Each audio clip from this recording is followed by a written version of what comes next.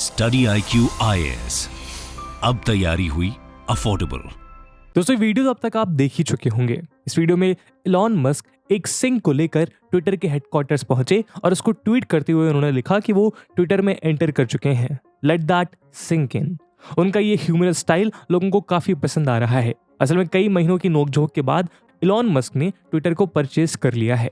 खैर, इस ट्विटर के बिजनेस पर हम बाद में आएंगे। उससे पहले जो इलॉन मस्क को नहीं जानते उनको बता दें कि वो दुनिया के टॉप मोस्ट बिजनेसमैन में से एक हैं, इवन टॉप मोस्ट ही हैं। ये वही शख्सियत हैं जिन्होंने इस प्लैनेट के लोगों को मार्स पर अपनी नई दुनिया बसाने का सपना दिखाया है। ये वही शख्सियत हैं जिन्होंने लोगों के बीच इलेक्ट्रिक व्हीकल्स और स्पेस टूरिज्म जैसे कॉन्सेप्ट्स को मेन स्ट्रीम किया है। ये बाकी दुनिया से 4 कदम आगे की सोचते हैं। खैर, ये AI के थ्रू ह्यूमन माइंड में चिप इंसर्ट करने की बात करते हैं, तो कभी वो फ्यूचर में होने वाले बेबी बूम से निपटने के लिए आर्टिफिशियल वूम का सॉल्यूशन देते हैं। जो चीज पहले केवल साई-फाई में ही देखने को मिलती थी, ऐसी बहुत सी चीजों को आज इलॉन मस्क इस रियल वर्ल्ड में मुमकिन कर पाए हैं। लेकिन उनकी इन सभी मॉन्यूमेंटल विक्ट्रीज में से कोई भी इस बात का सबूत नहीं देती कि वो जियोपॉलिटिक्स के क्रिटिकल इश्यूज को डील करने के लिए एलिजिबल हैं। लेकिन ये फैक्ट उनको जियोपॉलिटिक्स में एंटर करने से नहीं रोक पाई। इसलिए पिछले कुछ महीनों में उन्होंने कई नए एडवेंचर्स की शुरुआत की। एक का रिजल्ट तो आप इस ट्विटर डील में देख ही रहे हैं। इसके अलावा हाल ही में उन्होंने एक जियोपॉलिटिकल इन्फ्लुएंसर बनकर दुनिया भर के कॉन्फ्लिक्ट्स के पीस प्लान्स भी प्रपोज किए। तो यहाँ सवाल है कि आखिर उनके इन एक्टिव जियोपॉलिटिक्स स्टैंड्स के पीछे क्या राज है? क्या वो अपनी वेल्थ के दम पर जियोपॉलिटिक्स का रुख बदलना चाहते हैं? और एक ऐसे बिलियनियर जिसके पास जियोपॉलिटिक्स का जीरो एक्सपीरियंस है, उनके द्वारा दुनिया के इतने सेंसिटिव इश्यूज में इंटरफेयर करना आखिर कितना सही है? आज के वीडियो में हम इन्हीं सवालों के जवाब को ढूंढने की कोशिश करेंगे। लेकिन आगे बढ़ने से पहले मैं आपको बता दूं कि इस वीडियो की इंपॉर्टेंस UPSC मेंस के GS2 के IR और एथिक्स सेक्शन के लिहाज से जरूरी है। इसके बारे में हम वीडियो के अंत में और भी बात करेंगे, पर फिलहाल के लिए अपने डिस्कशन को हम आगे बढ़ाते हैं। अभी नहीं तो कभी नहीं। दोस्तों, UPSC प्री मेंस के लिए स्टडी IQ का last live foundation batch launch हो चुका है, जिसमें कुछ ऐसे यूनिक फीचर्स हैं जो आपको कहीं नहीं मिलेंगे। 900+ आवर्स का लाइव कंटेंट, UPSC के आयरन गेट यानी प्रीलिम्स में आपको परिपक्व करने के लिए प्रीलिम्स के प्रैक्टिस क्वेश्चंस दिए जाएंगे। आपके मेंस के आंसर में डिफरेंट डायमेंशंस ऐड करने के लिए और आपके सोचने के तरीके में डिफरेंट पर्सपेक्टिव्स ऐड करने के लिए मेंस की आंसर राइटिंग प्रैक्टिस करवाई जाएगी। और आपके डाउट्स को किसी भी समय क्लियर करने के लिए आपको एक गेम चेंजिंग फीचर मिलेगा, जो है 1-to-1 मेंटोरशिप, जिसके अंतर्गत आपको एक मेंटोर अलॉट किए जाएंगे, जिनके साथ आप एकेडमिक और नॉन एकेडमिक डाउट्स कभी भी क्लियर कर सकते हैं। और रेगुलर बेसिस पे फॉर्मर एंड वर्किंग ब्यूरोक्रेट्स के साथ ग्रुप मेंटोरशिप भी इन बैचेस का इंपॉर्टेंट फीचर है। और दोस्तों, ये सब कुछ आपको मिल सकता है मात्र 18,999 के सुपर डिस्काउंटेड प्राइस पे, अगर आप AG live coupon code use करते हैं। इन बैचेस में एडमिशन की लास्ट डेट 31 अक्टूबर है, जिसमें क्लासेस की टाइमिंग इवनिंग 6 PM रहेगी। तो अब आप भी अपनी UPSC की तैयारी की तरफ एक फाइनल कदम उठाइए और AG लाइव कूपन कोड को यूज करके देश के सर्वश्रेष्ठ UPSC लाइव बैचेस को ज्वाइन करिए। हिंदी में UPSC से संबंधित प्रोग्राम्स को देखने के लिए सब्सक्राइब करें स्टडी IQ IAS हिंदी। दोस्तों, आइए शुरुआत ट्विटर से ही करते हैं। बात है अप्रैल 2022 की, जब इलॉन मस्क ने पहली बार इस माइक्रो ब्लॉगिंग प्लेटफॉर्म को खरीदने के लिए $44 बिलियन की डील प्रपोज की। आपको बता दें कि इस ऑफर से कुछ समय पहले उन्होंने ट्विटर में 9.2% का लार्जेस्ट शेयर भी खरीदा था। लेकिन वो इससे सेटिस्फाइड नहीं थे। उनका कहना था कि जब तक ट्विटर एक प्राइवेट कंपनी नहीं बनती, तब तक उसकी खामियां दूर नहीं हो पाएंगी। खैर, इस ऑफर के कुल 2 महीने बाद वो इस डील से वॉकआउट कर गए। उनका कहना था कि ट्विटर उनके साथ इस प्लेटफॉर्म पर मौजूद फेक यूजर्स की डिटेल्स शेयर नहीं कर रहा है। इस डील के कैंसिलेशन पर ट्विटर ने इलॉन मस्क के अगेंस्ट एक लॉ सूट फाइल किया, जिसके बाद इलॉन मस्क और ट्विटर के बीच एक लीगल बैटल छिड़ गई। ये लीगल बैटल भी अभी बीच में ही थी कि उन्होंने अक्टूबर की शुरुआत में एक ड्रामेटिक यूटर्न लेते हुए अपनी $44 बिलियन की डील को फिर से रिवाइव किया। दोस्तों, इन सभी कंट्रोवर्सीज के बीच सवाल ये उठता है कि आखिर ट्विटर की ओनरशिप इलॉन मस्क जैसे प्रिविलेज्ड बिलियनियर को क्या बेनिफिट दे सकती है?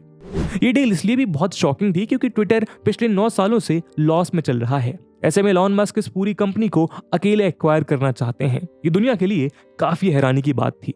इस पर उनका कहना था कि वो ट्विटर से कोई बिजनेस नहीं बल्कि इम्पैक्ट क्रिएट करना चाहते हैं।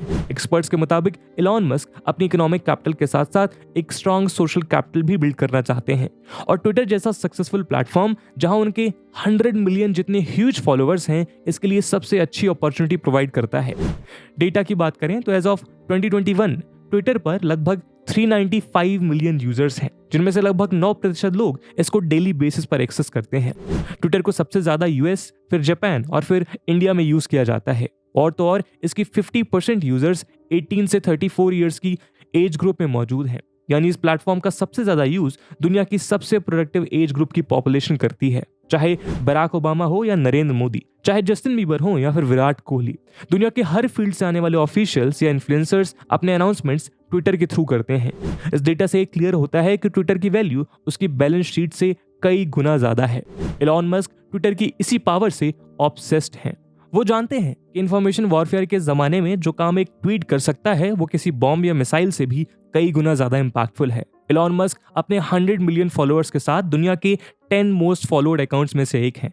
उनका सबसे ज्यादा सोशल कैपिटल उनके 100 मिलियन फॉलोअर्स से जनरेट होता है, जो उनके हर ट्वीट पर भारी भरकम एंगेजमेंट प्रोवाइड करते हैं।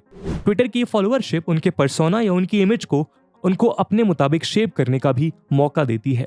ये उनको लोगों के मेन स्ट्रीम मीडिया चैनल को कंट्रोल करने का मौका देती है। वो आए दिन अपने प्रोडक्ट्स, अपने प्लान्स और फाइनेंशियल मार्केट्स को लेकर अपडेट्स ट्वीट करते रहते हैं, जिससे इन प्रोडक्ट्स की मार्केटिंग और फाइनेंशियल मार्केट की वेव्स के ऊपर बहुत तेजी से प्रभाव पड़ता है। इसको एक उदाहरण से समझते हैं।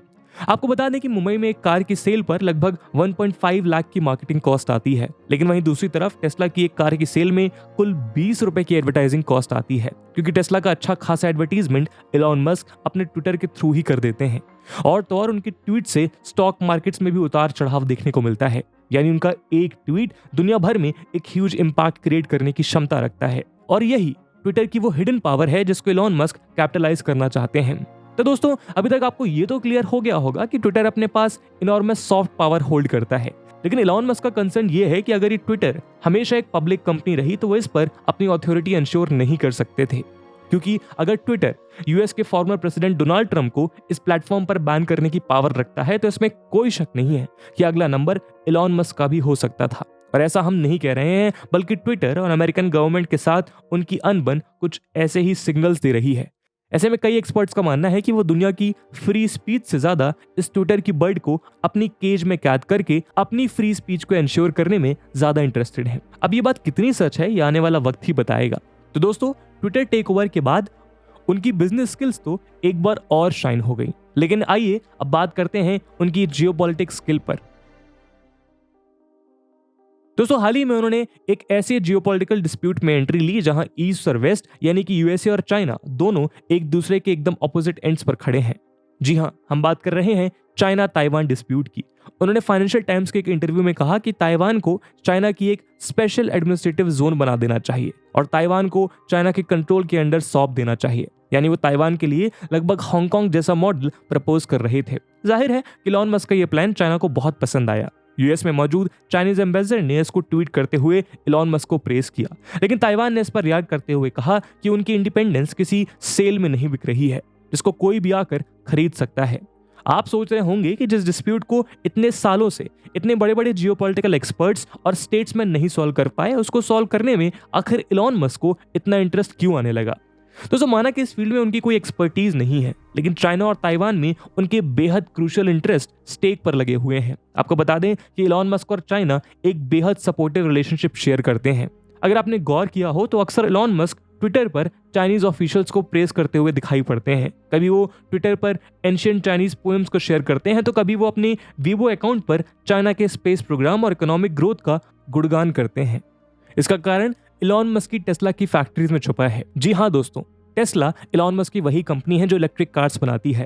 इलॉन मस्क ने 2019 में जब टेस्ला को पहली बार यूएस के बाहर एक्सपैंड किया, तब उनका सबसे पहला प्लांट चाइना में ही सेटअप किया गया। इसी के साथ टेस्ला दुनिया का पहला फॉरेन ऑटोमेकर बन गया जिसने चाइना में अपनी एक इंडिपेंडेंट फैक्ट्री स्टैब्लिश की। आमतौर पर फॉरेन कार मेकर्स को चाइनीज पार्टनर्स के साथ टीम अप करना पड़ता था, लेकिन इलॉन मस्क को यहाँ एक्सेप्शन दिया गया। और तो और इस प्लांट से रिलेटेड परमिट लेने से लेकर प्लांट को फाइनलाइज करने तक टेस्ला को यहाँ कुल 6 महीनों का समय लगा। इसके साथ बीजिंग ने टेस्ला को cheap land, low interest rates पर लोन्स और टैक्स इंसेंटिव जैसे बहुत से कंसेशंस प्रोवाइड किए। उदाहरण के लिए टेस्ला कार्स पर 10% का मैंडेटरी परचेज टैक्स माफ किया गया। इसके एक साल बाद जब इस प्लांट से कार्स निकलनी शुरू हुई, तब चाइना, जो इलेक्ट्रिक कार्स की सबसे बड़ी मार्केट थी, वो टेस्ला के लिए एक बेहद प्रॉफिटेबल मार्केट साबित हुई। ये मॉडल चाइना में इतना सक्सेसफुल हुआ कि 2021 में टेस्ला का 1/4 से भी ज्यादा रेवेन्यू यानी लगभग $13.8 बिलियन केवल चाइना से जनरेट हुआ। और उसी साल टेस्ला ने शंघाई प्लांट में बनी 4,70,000 से भी ज्यादा कार्स सेल की। ये टेस्ला की उस साल की टोटल ग्लोबल डिलीवरीज का आधा अमाउंट था। यानी इस रिलेशनशिप ने इलॉन मस्क को दुनिया की सबसे बड़ी मार्केट यानी कि चाइना की मार्केट को कैप्चर करने और वहां पर टेस्ला की सबसे बड़ी फैक्ट्री सेटअप करने में बहुत मदद की है। तो अब आप समझ सकते हैं कि टेस्ला के लिए चाइना कितना जरूरी है। वहीं अगर अब इस क्वेश्चन को हम रिवर्स करें तो सवाल ये उठता है कि चाइना को इलॉन मस्क में क्या इंटरेस्ट है। तो दोस्तों, टेस्ला जैसी कंपनी अपने साथ चाइना के लिए वो टेक्नोलॉजी और एक्सपर्टीज लेकर आती है जो चाइना की पूरी ईवी इंडस्ट्री को 4 चांद लगा सकती है। मस्क का ये प्रोग्राम शी जिनपिंग के उस विजन से अलाइंड है जिसके तहत वो चाइना को इलेक्ट्रिक व्हीकल्स में वर्ल्ड लीडर बनाना चाहते हैं। 2030 तक चाइना अपने 40% व्हीकल्स को ईवी से रिप्लेस करना चाहता है और उनके इस इलेक्ट्रिक फ्यूचर की ओर ट्रांजिशन में सिर्फ और सिर्फ इलॉन मस्क ही उनकी मदद कर सकते हैं। मस्क के अकॉर्डिंग टेस्ला प्लांट शंघाई को दुनिया का लार्जेस्ट व्हीकल एक्सपोर्टिंग हब बना सकता है। हालांकि आज चाइनीज कंपनीज भी टेस्ला के साथ पेस अप करने की कोशिश कर रही हैं, लेकिन टेस्ला अभी भी बहुत आगे है। लेकिन जैसे जैसे चाइना के ऊपर टेस्ला की डिपेंडेंस बढ़ रही है, ऐसे में वेस्टर्न ऑब्जर्वर्स को ये डर है कि चाइना इसको अपने पॉलिटिकल नैरेटिव को स्प्रेड करने में इस्तेमाल कर सकता है। पहले भी चाइना ऐसे बहुत से ब्रांड्स के साथ कर चुका है। उदाहरण के लिए कुछ साल पहले स्वीडिश क्लोथिंग जायंट H&M का चाइनीज से सफाया कर दिया गया था। असल में H&M ने चाइना के शिनजियांग से कॉटन परचेज करना बंद कर दिया था। उनका क्लेम था कि वहां चाइना फोर्स लेबर को यूज करता है। इसका बदला लेने के लिए चाइना ने अपनी ह्यूज मार्केट से H&M को पूरी तरह गायब कर दिया। चाइना का कहना था कि ये क्लेम केवल चाइना की इमेज खराब करने के लिए इम्पोज किया गया है। खैर, आज जब इलॉन मस्क ट्विटर को खरीदने और उस पर फ्री स्पीच को प्रमोट करने की बात करते हैं, ऐसे में उनका चाइना के साथ इतना क्लोज रिलेशन ट्विटर के स्टेक होल्डर्स के लिए बड़ा कंसर्न बन रहा है। उनका मानना है कि चाइना टेस्ला के लोकल ऑपरेशंस को यूज करते हुए ट्विटर पर अपने लिए कंसेशंस गेन कर सकता है। हालांकि ट्विटर चाइना के बॉर्डर्स के अंदर ब्लॉक्ड है, लेकिन सीसीपी के बहुत से माउथ पीसेज और ऑफिशियल्स अपने नैरेटिव को स्प्रेड करने के लिए इस प्लेटफॉर्म को बढ़ चढ़ कर यूज करते हैं। इसी के चलते एक्सपर्ट्स का मानना है कि ट्विटर पर फ्री स्पीच की बात करने से इलॉन मस्क के चाइनीज एसोसिएट्स नाराज हो सकते हैं। और जाहिर है कि इलॉन मस्क अपनी कंपनी के लिए इतना बड़ा रिस्क नहीं उठाएंगे, जिसका सीधा असर हमें ट्विटर के रेस्ट्रिक्टेड रूल्स और रेगुलेशंस में देखने को मिल सकता है। यूं तो ट्विटर ने हमेशा से ही चाइनीज माउथ पीसेस और उनके फेक नैरेटिव चैनल्स के अगेंस्ट अपने रूल्स को स्ट्रिक्टली इंप्लीमेंट किया है। लेकिन अगर ट्विटर की चाबी इलॉन मस्क के हाथों में आ जाती है तो चाइनीज गवर्नमेंट इस पर अपना अच्छा खासा इन्फ्लुएंस एक्सर्ट कर सकते हैं। खैर, अब आप समझ गए होंगे कि इलॉन मस्क और चाइना आपस में क्या इक्वेशन शेयर करते हैं और इलॉन मस्क के ये प्रपोजल्स किसी भी जियोपॉलिटिकल मोटिव से बढ़कर उनके बिजनेस इंटरेस्ट को केटर करते हैं। चाइना के बाद आइए अब इलॉन मस्क की यूक्रेन डिप्लोमेसी पर एक नजर डालते हैं।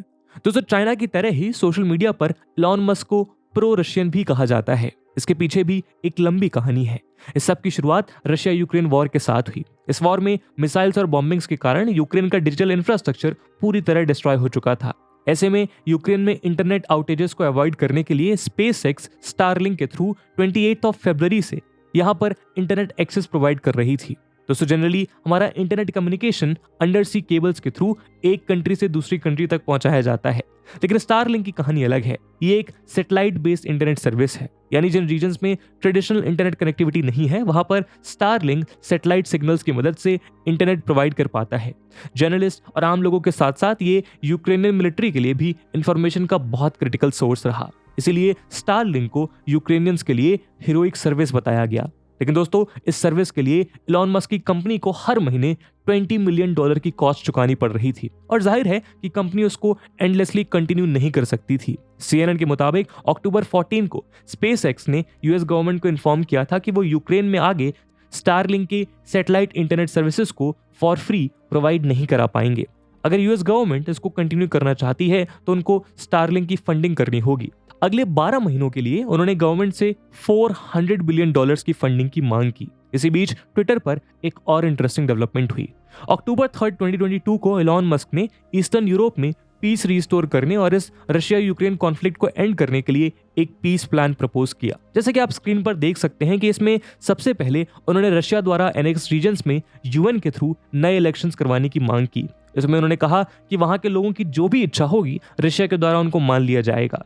दूसरा, उन्होंने कहा कि क्राइमिया 1783 से ही रशिया का पार्ट था और इसीलिए रशिया का उस पर पूरा हक बनता है। इसी के साथ उन्होंने इस प्लान के ऊपर अपने फॉलोअर्स का ओपिनियन लेने के लिए ट्विटर पर एक पोल भी ऑर्गेनाइज किया, लेकिन इस पोल में वेस्टर्न वर्ल्ड और यूक्रेन ने इस प्लान को पूरी तरह रिजेक्ट किया। इन नेगेटिव रिजल्ट्स के रिस्पॉन्स में इलॉन मस्क ने लिखा कि अंत में इस वॉर का आउटकम यही होना है। फर्क बस इतना है कि उस एंड तक आते आते इस वॉर में मरने वाले लोगों की संख्या कई गुना बढ़ चुकी होगी। साथ ही उन्होंने इस कॉन्फ्लिक्ट पर मंडरा रहे न्यूक्लियर वॉर की भी वार्निंग दी। इसी बीच एक वेस्टर्न मीडिया आउटलेट ने यह भी लिखा कि इस प्लान को प्रपोज करने से पहले इलॉन मस्क ने प्रेसिडेंट पुतिन से फोन पर बात की थी। और तो और जिस तरह मस्क ने क्राइमिया जैसे ड्राई पेनिनसुला के लिए वाटर शेयरिंग की डिमांड की, उससे यह साफ होता है कि यह मैसेज डायरेक्ट प्रेसिडेंट पुतिन से आ रहा था। उनके इस पीस प्लान के बाद उनके पुराने ट्वीट्स की भी छानबीन की गई, जिसमें पाया गया कि प्रेसिडेंट पुतिन और इलॉन मस्क अक्सर एक दूसरे के टच में रहते हैं, यानी इस सब के चलते उनको प्रो रशियन पोर्ट्रे करने की कोशिश करी गई। ऐसा इसलिए भी हुआ क्योंकि इलॉन मस्क और यूएस प्रेसिडेंट बाइडेन एक दूसरे को पसंद नहीं करते हैं। इसलिए कहा जाता है कि इलॉन मस्क प्रो रशिया और प्रो चाइना स्टैंड लेते हैं। लेकिन इन क्लेम्स को नकारते हुए इलॉन मस्क ने ट्वीट्स में साफ किया कि उन्होंने लास्ट टाइम प्रेसिडेंट पुतिन से 18 महीने पहले बात करी थी और उस टॉक का सब्जेक्ट मैटर स्पेस था। साथ ही उन्होंने ये भी कहा कि अगर वो यूक्रेन के अगेंस्ट होते तो वो हर महीने अपनी पॉकेट से $80 मिलियन खर्च करके उनको स्टारलिंक प्रोवाइड नहीं कर रहे होते और ऐसा करके खुद को रशिया के साइबर अटैक के रिस्क पर न डाल रहे होते। आखिरकार स्पेसएक्स एक प्राइवेट एंटिटी है और इस तरह के जायंट्स वॉर्स में अपने लिए प्रॉफिट जनरेट करते हैं, लेकिन यहाँ तो स्पेसएक्स उल्टा अपनी पॉकेट से यूक्रेन की मदद कर रहा था। यहाँ पर अगर किसी को यूक्रेन की हेल्प के लिए आगे आना चाहिए तो वो क्लियरली यूएस गवर्नमेंट है, लेकिन उसने अभी तक ऐसा नहीं किया है। यहाँ पर आपको याद दिला दें कि यूएसए ने कुछ सालों पहले इंडिया के साथ यही किया था। कारगिल वॉर के समय इंडिया ने यूएसए से जीपीएस मांगा था, लेकिन यूएसए ने इससे साफ इनकार कर दिया था। खैर इतने महीनों की सर्विस देने के बाद अब फाइनली इलॉन मस्क ने गिव अप कर दिया है। इस पर भी ट्विटर के एक्सपर्ट्स की राय बटी हुई है।